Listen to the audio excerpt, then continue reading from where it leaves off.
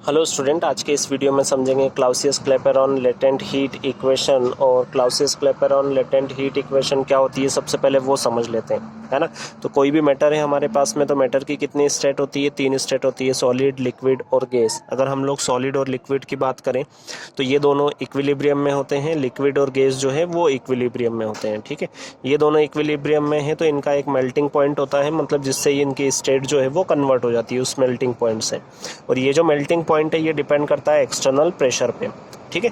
अगर हम लोग लिक्विड और गैस स्टेट को देखें तो लिक्विड और गैस स्टेट जो है वो इक्विलिब्रियम में होती है एट बॉइलिंग पॉइंट, मतलब बॉइलिंग पॉइंट से ज़्यादा टेम्परेचर होगा तो लिक्विड जो है वो कन्वर्ट हो जाएगा गैस में।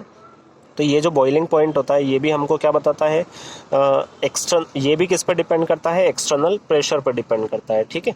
तो अब यहाँ से क्या कंक्लूजन निकलता है कि भैया मेल्टिंग पॉइंट हो चाहे बॉइलिंग पॉइंट है, दोनों किस पे डिपेंड कर रहे हैं? एक्सटर्नल प्रेशर पे। तो क्लाउसियस क्लेपेरॉन जो इक्वेशन होती है वो हमको बताती है change in melting point and boiling point, ठीक है। मेल्टिंग पॉइंट और बॉइलिंग पॉइंट विथ प्रेशर, मतलब प्रेशर में अगर कुछ चेंज आएगा तो किसी सब्सटेंस के मेल्टिंग पॉइंट या फिर बॉइलिंग पॉइंट में भी क्या आ जाएगा? चेंज आएगा। और इसी को हम लोग कहते हैं क्लाउसियस क्लेपेरॉन लेटेंट हीट इक्वेशन। तो अब हम लोग उसका मैथमेटिकल फॉर्म जो है डिराइव करते हैं।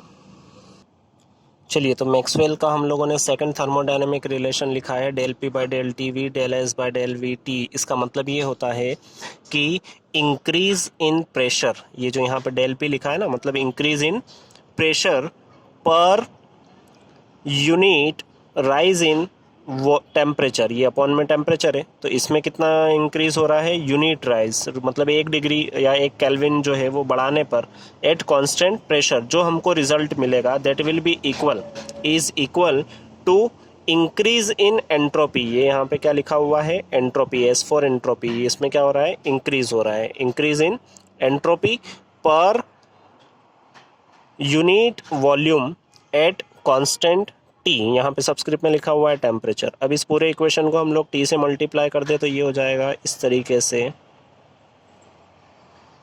Del S by del we.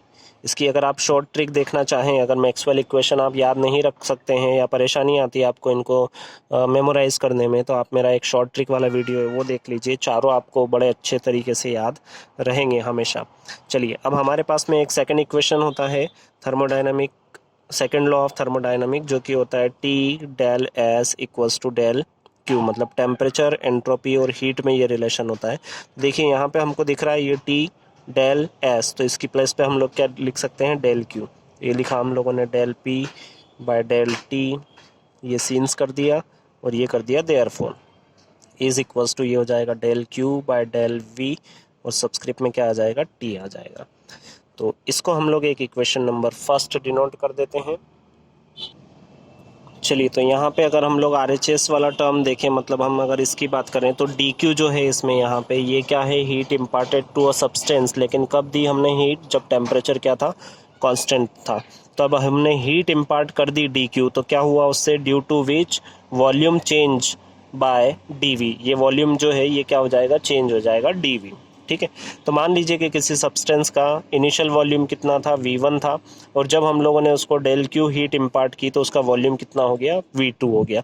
उस कंडीशन में जो ये डी क्यू या डेल क्यू हम लोग लिख रहे हैं इसको हम लोग बोल रहे हैं L, कैपिटल L, मतलब लेटेंट हीट। तो हमारा जो ये इक्वेशन है ये हो जाएगा इस तरीके से, T del P by del T V is equals to del Q, मतलब इसको हम लोग लिख रहे हैं L फॉर लेटेंट हीट, है ना, और डेल वी मतलब वॉल्यूम में चेंज। तो कितना होगा? V2 minus V1। और ये जो कांस्टेंट था यहाँ पे क्या? टेम्परेचर, तो वो तो हमने यहाँ पे मेंशन कर दिया है। अब यहाँ से हमारे पास में एक रिलेशन आ जाएगा, del P by del T V is equals to L T V2 minus V1। अब ये रिलेशन हमको मिल चुका है यहाँ पे, तो इसको हम लोग एक इक्वेशन नंबर सेकंड दे दें। ये हमारे पास में जो आया है ये आ चुका है क्लाउसियस क्लेपेरॉन लेटेंट हीट इक्वेशन, ठीक है। और इससे हम लोग ये इन्फ्रेंस निकाल सकते हैं कि पहला इन्फ्रेंस ये निकलता है कि if V2 is greater than V1, मतलब आपके पास एक ऐसा सब्सटेंस है जिसका वॉल्यूम जो है वो इंक्रीज होता है अगर आप उसको हीट इम्पार्ट करते हैं, ठीक है। इसका मतलब ये है कि अगर वॉल्यूम जो है वो इंक्रीज हो रहा है, जैसे अगर हम लोग एक कैंडल देखें तो कैंडल में क्या होता है, वैक्स भरा हुआ रहता है, ठीक है। अगर इसको बर्न करें हम लोग तो जो कैंडल है यहाँ से पिघलेगा, मतलब सॉलिड से किस स्टेट में जाएगा, लिक्विड में, और लिक्विड स्टेट में उसका जो वॉल्यूम है V2, पहले वॉल्यूम कितना था V1, बाद में वॉल्यूम कितना V2, वो क्या हो जाएगा, ग्रेटर हो जाएगा। तो इस केस में अगर हम लोग यहाँ पे से देखें तो ये जो V2 माइनस V1 टर्म हमको मिल रहा है यहाँ पे, ये क्या मिलेगा, पॉजिटिव मिलेगा, ठीक है।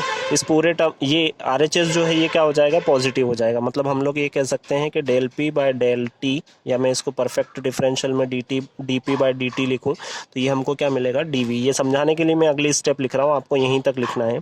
ये dP इज इक्वल्स टू, यहाँ पे पॉजिटिव और यहाँ पे क्या आया, dt आया।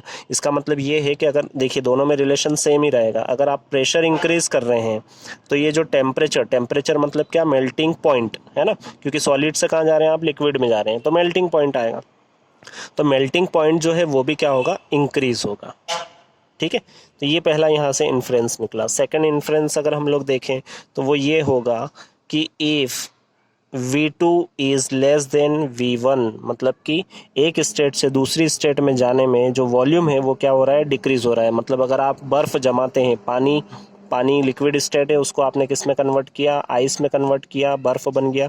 तो बर्फ़ का जो वॉल्यूम है V2 और जो लिक्विड वाटर है उसका वॉल्यूम जो है उसको हम लोग V1 बोलें, तो यहाँ पे ये रिलेशन निकलता है कि V1 volume of water is greater than volume of ice. तो इस केस में ये जो यहाँ पे V2 माइनस V1, देखो V2 क्या है, स्मॉल है, V2 क्या है, ग्रेटर है, तो सब्ट्रैक्ट करेंगे तो यहाँ से कौन सी वैल्यू आनी है, नेगेटिव वैल्यू आनी है। मतलब आपको dP अपॉन dt जो है वो क्या मिल रहा है, नेगेटिव मिल रहा है। इसका मतलब ये है कि dP is equals to minus dt। अब देखिए यहाँ पे रिलेशन नेगेटिव आया, मतलब दोनों जो है अपोजिट होंगे। अपोजिट होंगे कैसे, मतलब अगर आप प्रेशर इंक्रीज करोगे तो मेल्टिंग पॉइंट जो है वो क्या हो जाएगा, डिक्रीज हो जाएगा, ठीक है। और यही रीज़न है कि जो बर्फ़, जैसे गर्मी में हम बर्फ़ के गोले जो खाते हैं तो वो क्या होते हैं, उसके छोटे क्रंच किया जाता है, उसको क्रश किया जाता है अच्छे से, और फिर उसको ऐसे दबाया जाता है। तो दबाया मतलब हम लोगों ने प्रेशर जो है वो क्या करा है, इंक्रीज़ किया है। तो प्रेशर इंक्रीज़ करने से उसका जो टेम्परेचर होता है, मतलब हम लोग कह सकते हैं कि वो जो मेल्ट होता है वो बहुत देर में होगा। मतलब उसका मेल्टिंग पॉइंट जो है वो क्या हो जाएगा, ये इंक्रीज़ हो रहा है, मेल्टिंग पॉइंट डिक्रीज़ हो जाएगा, ठीक है। और इसी प्रोसेस को, ये जो प्रोसेस अभी हम लोगों ने देखी है यहाँ पे कंबाइन करने की, प्रेस करके और कंबाइन करने की आइस को, उसको कहते हैं रिगुलेशन। तो रिगुलेशन प्रोसेस क्या होती है ये यहाँ से आप लोग समझ सकते हैं। वीडियो अगर अच्छा लगा हो लाइक शेयर सब्सक्राइब जरूर करें दोस्तों के साथ, और यहाँ पे कुछ सजेशन आ रहे हैं आप उनको भी देख सकते हैं, आपको ज़रूर समझ में आएगा वीडियो।